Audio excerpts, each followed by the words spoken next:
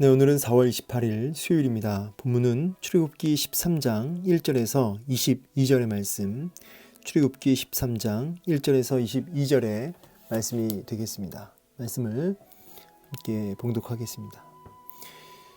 여호와께서 모세에게 일러 이르시되 이스라엘 자손 중에서 사람이나 짐승을 막론하고 태에서 처음 난 모든 것은 다 거룩히 구별하여 내게 돌리라.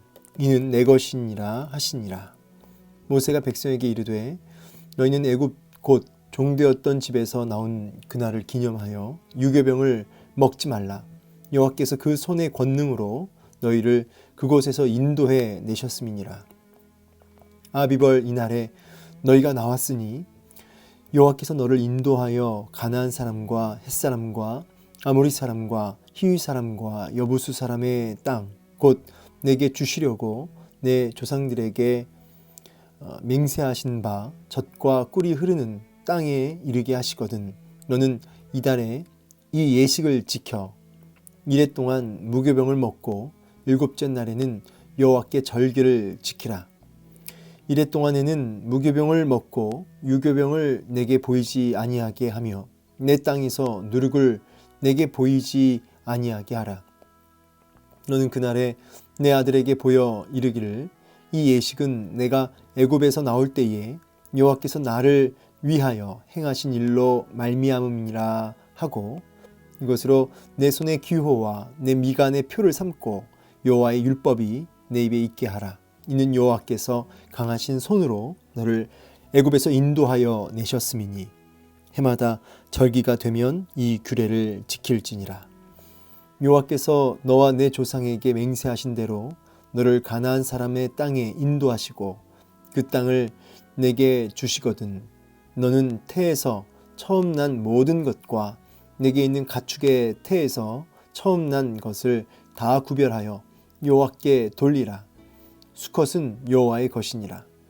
나귀의 첫 새끼는 다 어린 양으로 대속할 것이요 그렇게 하지 아니하려면 그 목을 꺾을 것이며 내 아들 중 처음 난 모든 자는 대속할지니라.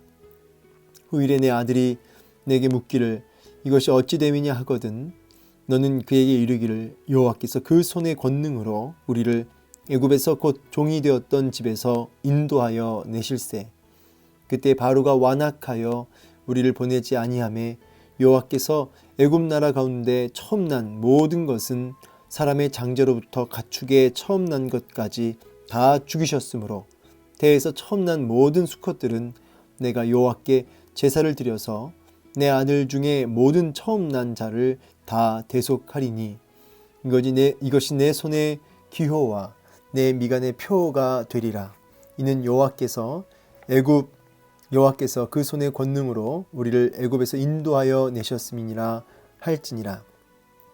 바로가 백성을 보낸 후에 블레셋 사람의 땅의 길은 가까울지라도 하나님이 그들을 그 길로 인도하지 아니하셨으니 이는 하나님이 말씀하시기를 이 백성이 전쟁을 하게 되면 마음을 돌이켜 애굽으로 돌아갈까 하셨습니다. 그러므로 하나님이 홍해의 광야길로 돌려 백성을 인도하심에 이스라엘 자손이 애굽 땅에서 대열을 지어 나올 때에 모세가 요셉의 유고를 가졌으니 이는 요셉이 이스라엘 자손으로 단단히 맹세하게 하여 이르기를 하나님이 반드시 너희를 찾아오시리니 너희는 내 유고를 여기서 가지고 나가라 하였음이더라. 그들이 숫곳을 떠나서 광야 끝 에담에 장막을 치니 여호와께서 그들을 앞에서 가시며 낮에는 구름 기둥으로 그들의 길을 인도하시고 밤에는 불기둥을 그들에게 비추사 낮이나 밤이나 진행하게 하시니 낮에는 구름 기둥 밤에는 불기둥이 백성 앞에서 떠나지 아니하니라. 아멘. 네, 오늘 본문 출애굽기 13장은 이스라엘 백성들에게 이제 무교절 그리고 이제 유월절도 마찬가지고 그 다음에 처음 난 초태생에 대한 어떤 규례들에 대해서 오늘 추가적인 지침을 주고 계시는 말씀입니다. 그리고 이제 마지막에는 구름 기둥과 불 기둥으로 이스라엘 백성들을 인도하신다고 하는 내용이 오늘 본문의 전체 내용인데요. 오늘 본문이 오늘 우리에게 무엇을 말씀하시는지, 내가 꼭 붙들어야 할 하나님의 뜻은 무엇인지 함께 살펴보도록 하겠습니다. 저는 늘 이 1절과 같은 여호와께서 모세에게 일러 이르시되, 저는 이렇게 말씀을 끊임없이 당신의 종에게 말씀하시는 하나님을 볼 때마다 이게 그냥 지나갈 수 있는 구절이지만 참 너무 중요한 구절이다라는 생각이 늘 듭니다. 오늘도 우리에게 말씀하시는 하나님, 끊임없이 우리에게 말씀하시는 그 하나님의 음성을 우리가 듣고 반응하고 할 수 있는 이런 영적인 어떤 하나님과의 교제와 전인격적인 소통함이 있어야겠다, 이제 이런 생각을 하게 되는데요. 그만큼 우리가 하나님께 집중되어 있어야겠다라는 말씀을 좀 나누고 싶습니다. 특별히 하나님과의 이런 친밀한 교제 속에 전인격적인 교제를 하는 인생들의 특징이 뭐냐면, 제가 자주 말씀드렸듯이 계시 의존적 사색, 제가 만든 말은 아니고 선배들이 계시 의존적 사색, 그래서 늘 하나님의 말씀을 곱씹고 묵상하고 그 가운데 깨닫게 하시는 하나님의 뜻을 쫓아 살아가는, 이런 하나님의 말씀을 듣고 순종하는 삶이 진짜 하나님의 종이요, 백성이요, 또 쓰임받는 복의 통로가 되는 것이죠. 모세가 참 그렇게 쓰임받은 것입니다.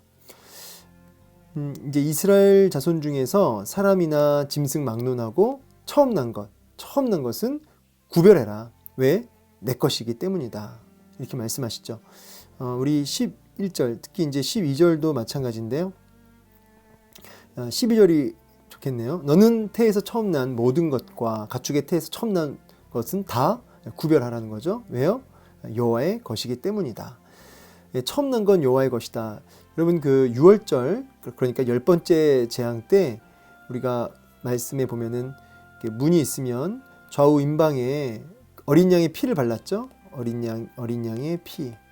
이 어린 양의 피를 바르면 패스오버, 심판이 넘어갔습니다. 이렇게 넘어갔죠.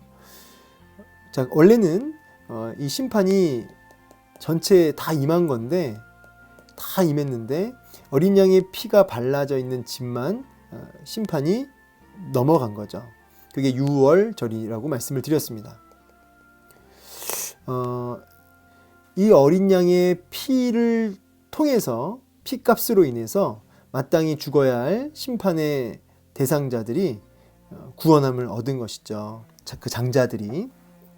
그래서 여기 말씀 제가 풋노트 달았지만, 심판 중에 건지신 뭘로? 어린 양의 피로 대속제물이죠. 대속제물 대신하여 바쳐진 그 제물의 피로 인해서 그 장자를 구원한 것이죠.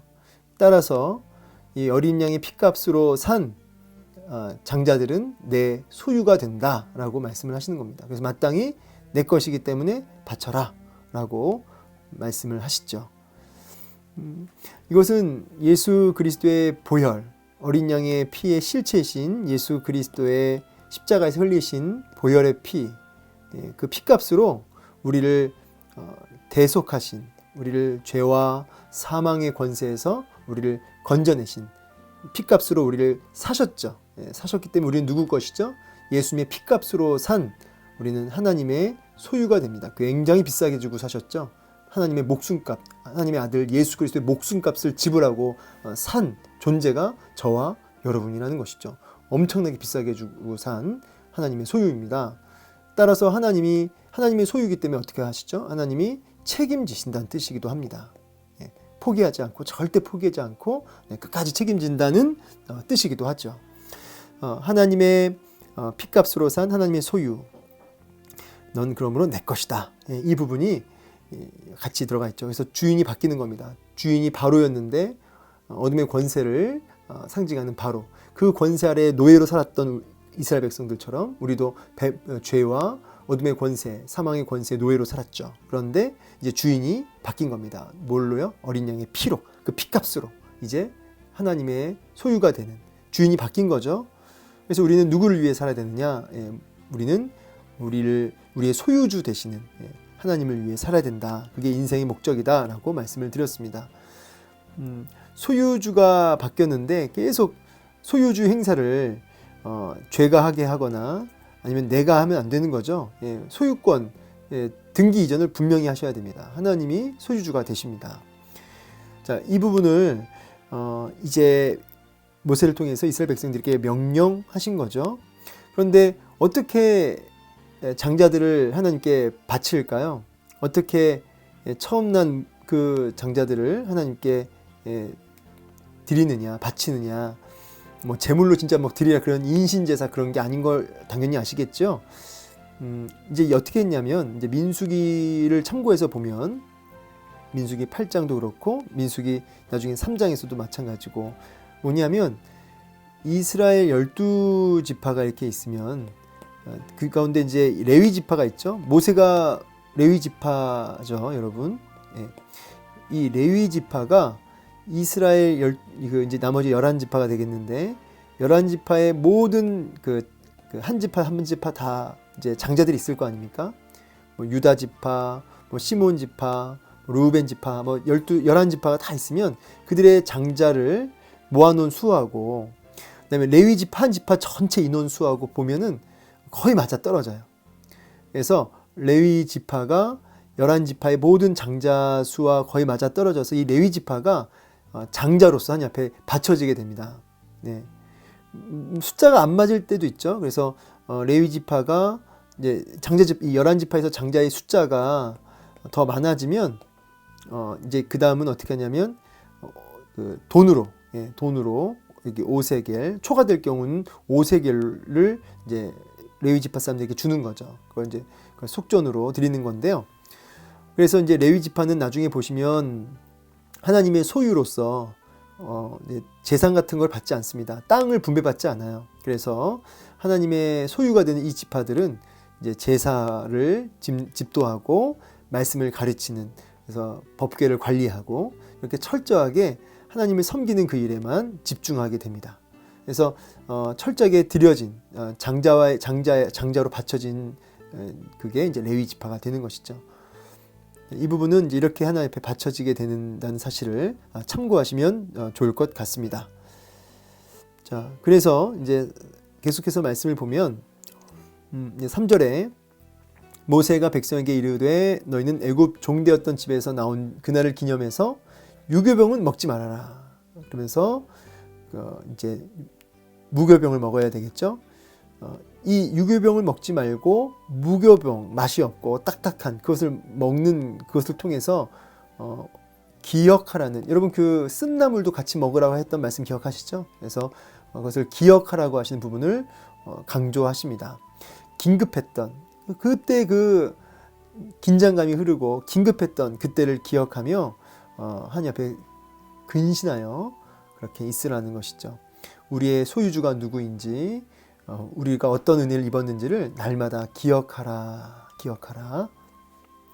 오늘 여러분 삶 속에서 여러 가지 막 이렇게 압박이 되고 많은 스트레스를 받고 참 많은 시험들이 있을 줄 압니다. 오늘도 신방을 갔더니 이 스트레스로 인해서 많이 어려움 당하신 분들도 만났어요. 그런데 여러분, 이 스트레스 없는 사람이 누가 있겠습니까? 근데 우리가 이렇게 막 분주하게 휩쓸려가는 인생길 속에 기억하는 것, 내가 어떤 존재였고 어떠한 은혜를 입었는지 이것을 기억하는 것이 그 무엇보다 중요합니다. 그래서 오늘도 여기 보면은 자 9절에 내 손에 기호와 내 미간에 표를 삼고, 그래서 이 신명기 6장 8절 9절 쉐마 말씀처럼 그것이 말씀을 늘 기억하기 위해서 표를 삼는, 손목과 머리 미간에 표를 삼고 달려갈 때나 앉았을 때나 일어설 때나 그것을 늘 기억하기 위해서 애를 쓰게끔 하나님 말씀하시죠. 그래서 날마다 하나님 말씀이 들려지고 그래서 또 기억되어지는 이 부분이 정말 분주하고 스트레스가 많은, 그리고 사단의 유혹에 쉽게 넘어가기 딱 좋은 오늘날 기억하는 삶, 내가 얼마나 큰 은혜를 입었는지, 내가 어떠한 죄인이고 어떠한 사랑을 입었는지를 기억하는 삶, 이것이 신앙생활에 있어서 그 무엇보다 중요하다 하겠습니다. 이 기억하지 못하면 우리가 안일해지고요, 쉽게 휩쓸려 갑니다. 그냥 여러분 쉬운 예로, 여러분 뭐 가족 중에 혹시 누가 아프시거나 아니면 어려움 당한 가족들이 있으면 어떻습니까? 마음이 막 긴장이 되고 근신하게 되죠. 그런데 그런 것들을 잊고 그 힘들었을 때를 잊고 지금 당장 좋다고 환경에 그냥 젖어서 있으면요 게을러지고요 안주해지고요 나태해집니다. 그래서 항상 이 긴급했던 때를 이 엄청난 은혜를 입었을 때를 이런 기억하는 삶을 살 때 우리가 안주하지 않게 되고 게을러지지 않게 되죠. 그리고 겸비할 수 있게 되는 것입니다. 기억하는 신앙. 네. 그래서 4절에 아비벌 이날에 너희가 나왔다. 1월이죠. 아비벌, 니산월이라고도 하고 아비벌 이렇게도 읽는데 1월 14일 날 6월절이 있었고 정확히 나온 날은 언제죠? 15일이죠. 무교절 첫날 15일. 자, 너희가 나왔다. 출애굽했다. 그러면서 어디로 인도하냐면 젖과 꿀이 흐르는 땅에 이르게 하거든 이 예식을 넌 지켜라. 광야에서는 이 6월절을 지키기가 좀 어렵겠죠. 왜냐하면 이 예물을 드리고 하나님 앞에 나아갈 때 광야에서는 이제 농사를 짓지 않기 때문에 하나님 앞에 드려지기가 어렵죠. 그래서 젖과 꿀이 흐르는 땅에 도착하면은 이 예식을 또 지켜야 된다라고 말씀을 하십니다. 이 젖과 꿀이 흐르는 약속의 땅, 가나안 땅. 근데 사실은 가나안 땅은 약속의 땅은 정말 살기 좋은 땅인가라고 했을 때 이게 참 특이합니다. 이 스폰지 같은 땅이에요. 그래서 하늘에 비가 내리면 그 비를 다 이렇게 빨아들입니다. 그래서 아주 풍성한 그런 아주 열매를 맺게 하는 그야말로 목축이 잘 된 땅이 되지만요. 비가 내리지 않으면 그야말로 아주 척박한 땅이 됩니다. 그래서 하늘의 그 비에 대한 그 강수량의 의존도가 아주 높은 땅이 바로 젖과 꿀이 흐르는 땅이라고 하는 이스라엘 땅이죠. 그래서 이 비가 내리지 않는, 그래서 이 이스라엘 땅은 이 비를 내리는 신인 이 바알 신에 대한 우상 숭배가 아주 극심했던 것이죠. 근데 여러분 이 하늘만 바라봐야 하는 이 땅, 젖과 꿀이 흐르는 이 땅의 실체는 사실은 하늘만 바라봐야 하는 땅입니다. 광야도 그랬고요. 이스라엘 땅도 마찬가지고 하나님의 은혜가 아니면 살 수 없는 것이죠. 여러분 광야도 그렇고 이스라엘도 그렇고 거기가 젖과 꿀이 흐르는 땅이고 광야에서도 그렇게 부족함이 없는 하나도 부족함이 없을 수 있는 이유는 하나님이 함께 해주시기 때문이죠. 그래서 하나님 의존하는 삶, 하나님을 의지하게 하는 삶, 그렇게 하는 땅이 바로 이 젖과 꿀이 흐르는 땅입니다. 자, 그래서 젖과 꿀이 흐르는 땅에서도 광야에서도 기억하는 하나님만 바라보게 하는 그런 훈련을 하나님이 시키고 계시는 것이죠. 자, 그래서 누룩, 아까 얘기했습니다. 무교병으로 먹어야 된다. 이 누룩이 가지고 있는 의미 기억하시죠? 이게 어떤 변질이나 어떤 죄를 가리키는 상징적 의미가 있습니다. 맛있죠, 누룩을 넣으면. 그러나 그것은 쉽게 변질되고요.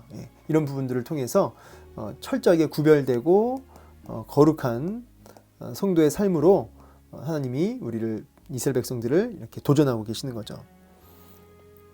그리고 계속해서 이 자녀 양육에 대해서 얼마나 하나님이 강조를 하시는지, 자녀에게 끊임없이 기억하긴 기억하는데 너만 기억할 것이 아니라 내 자녀에게 그 기억이 유산으로 교육되게 하라는 거죠. 그 기억을 교육으로, 그래서 자녀들에게 여호와 신앙을 유산으로 물려줄 수 있도록 하라는 것이죠. 그래서 여러분이 기억하시는 그 하나님, 그 기억되는 그 은혜, 그래서 날마다 오늘 내 그 삶 현장에서 그것이 실제적으로 또 오늘도 경험되어짐으로 자녀들에게 그것을 보여주는 신앙, 그리고 설명해 줄 수 있는 신앙이 되어야 된다는 것입니다. 자, 그러면서 이제 초태생에 대한 규례가 이제 또 나오는데 아까 말씀을 드렸기 때문에 이 부분은 넘어가도록 하겠습니다. 그래서 내 것이다. 또 자녀 양육이 또 나와요. 그래서 또 자녀들에게 알려줘야 된다. 왜 처음 장자된 초태생은 하나님의 것인지 또 알려줘야 된다라고 하면서 그 어린 양의 피, 그 구속의 은혜를 이 복음을 전하게 하십니다. 얼마나 이 신앙 양육에 성경이 집중하고 있는지를 우리는 반복해서 말씀을 하시니까 얼마나 강조하시는지를 우리는 확인하게 됩니다. 네, 같은 말씀이 반복되고 있죠. 16절까지. 그러면서 이제 구름 기둥 불 기둥으로 이제 함께 하시는 하나님. 자, 바로가 백성을 보낸 후에 블레셋 사람의 땅의 길이 가까울지라도 우회하게 하십니다. 이 블레셋 사람의 땅의 길은 이제 해변길입니다. 그래서 굉장히 빨리 보니까 이 해변길로 가면 한 7일이면 갈 수 있는 곳입니다. 이 출애굽했을 때 가나안까지 7일이면 갈 수 있는 거죠. 이 해변길로 가면. 그런데 우회해서 홍해 광야길로 돌려 보내십니다. 결국은 40년이라고 하는 시간을 광야를 삥삥삥삥 돌게 돼요. 이 40년이라고 하는 그 시간으로 광야에서 삥삥삥 훈련시키시는 하나님의 그 손길이 보이는데요. 정말 여러분, 이 말이 쉽지 이게 얼마나 참 억울하고 답답한 일입니까?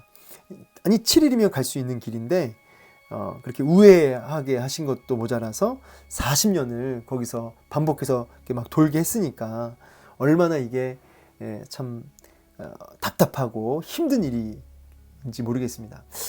자, 그런데 이 말씀 가지고, 이 본문 가지고 제가 설교한 적도 있고 또 언젠가 한번 이제 또 설교를 또 하겠지만은 결국은 이게 하나님의 뜻이 있다는 거죠. 보시면 그들을 그 길로 인도하지 아니하셨으니 이는 하나님이 말씀하시기를 이 백성이 전쟁을 하게 되면 그 마음을 돌이켜 애굽으로 돌아갈까 하셨습니다. 사실은 이제 이집트가 있고 블레셋이 있고 사방으로 그 길로 가게 되면 여러 강대국 사이를 뚫고 지나가게 돼요. 그래서 필연적으로 어떤 전쟁의 위협을 받게 됩니다. 하나님에게 다 뜻이 있었던 것이죠. 그러나 이것을 모르는 이스라엘 백성들은 너무 섭섭하고 또 억울하고 또 이해가 안 되고 심지어 화가 나고 하나님 때로는 이렇게 하나님을 향해서 막 소리칠 수도 있겠습니다. 그러나 여러분, 하나님의 뜻이 있는 것이죠.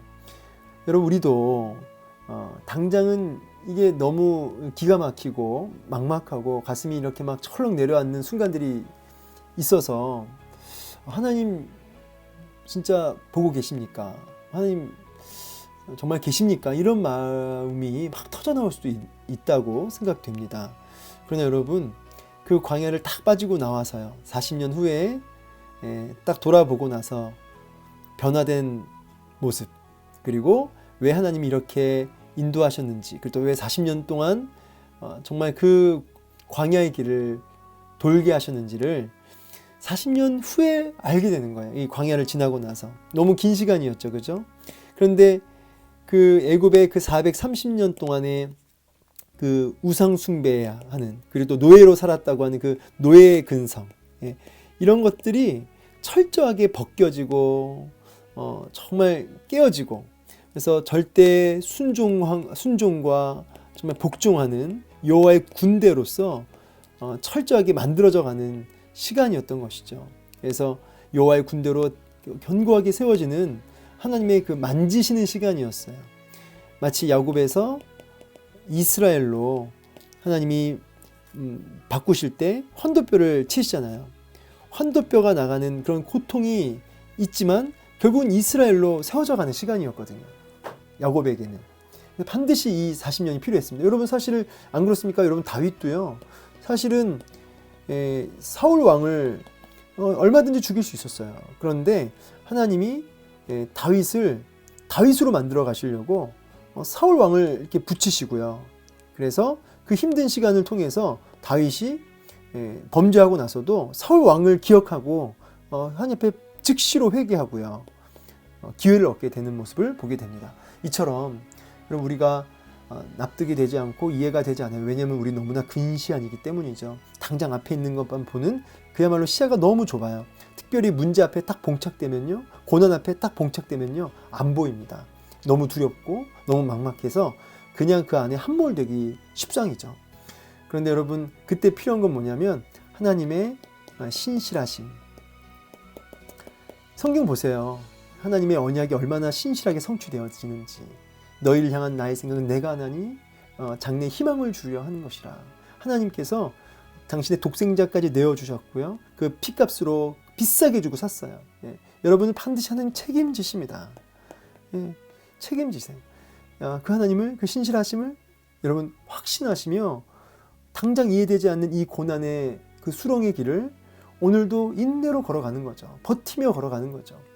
그러나 버틸 힘을 달라고 기도할 수 있어야겠죠. 하나님 좀 하감하여 주십시오. 하나님 감당할 힘을 주십시오. 하면서 하나님의 긍휼을 구하며 나아갈 수는 있어야겠습니다. 다만 이 시간이 끝나고 나서 뒤를 탁 돌아봤을 때 어떻게 하나님이 인도하셨는지, 왜 그렇게 하셨는지를 이제 보게 되는 것이죠.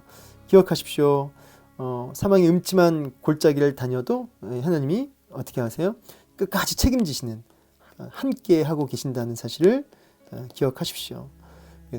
그리고 그 함께 하시는 그 순간이 뭐예요? 사실은 천국입니다. 여러분, 주 예수와 동행하니 그 어디나 하늘나라, 그렇게 얘기하죠. 이것을 누릴 수 있는 인생이 되기를 소망합니다. 함께 하십니다. 오늘 본문의 이 광야 보세요. 광야가 정말 지옥 같은 환경이잖아요. 그런데 그 광야에 낮에는 구름 기둥으로, 밤에는 불 기둥으로 함께 하고 계시는 거예요. 그래서 광야가 참 힘든 곳이지만 하나님이 함께 하시기 때문에 그 광야가 사실은 너무나 축복의 장소가 되는 것이죠. 하나님의 임재를 경험하는 장소. 오늘 광야의 길을 걷고 계시는 분 계십니까?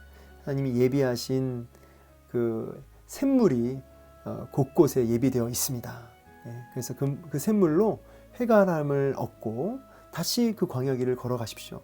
하나님이 감당할 힘을 주시고요. 낮에는 구름 기둥, 밤에는 불 기둥. 뭐 이거는 두 기둥이 있는 게 아니고요. 그냥 구름이 이렇게 불을 감싸 안고 있는 모습입니다. 그래서 낮에는 막 기온이 막 덥잖아요. 그러니까 이 구름 기둥으로 그늘이 되어지고, 또 밤에는 너무 또 기온차가 크니까 추울 때 이 구름이 안 보여지고 이제 불 기둥으로 남아서 따뜻하게 되는, 구름 기둥과 불 기둥으로 그들을 안으시고 붙드시고 보호하시고 약속의 땅까지 신실하게 인도하시는 하나님의 모습을 보게 됩니다. 여러분, 말씀 마무리하면서 오늘 하나님의 것, 난 누구 거라고요? 하나님의 것. 우리 하이델베르크 요리문답 1문에 보면 기억하시죠? 우리는 하나님의 피값으로 산 하나님의 소유다. 하나님이 끝까지 책임지신다. 너무 비싸게 주고 사서 하나님이 책임지신다. 그것을 기억하고 그것을 전하고, 그리고요 기억하면서 혹시 40년 광야길을 우회하고 있을 때 왜 라는 질문이 막 터져 나오는 그 순간에 기억하면서, 다시 한번 기억하면서 함께 하시는 하나님 바라보면서 인내하실 수 있기를 그렇게 여러분 도전하고 축복합니다. 여러분 느끼시든 못 느끼시든 여러분 옆에 구름 기둥과 불 기둥이 함께 하고 계십니다. 하나님의 임재가 있습니다. 오늘 말씀 기억하고 오늘도 힘내시기를 축복합니다. 감사합니다.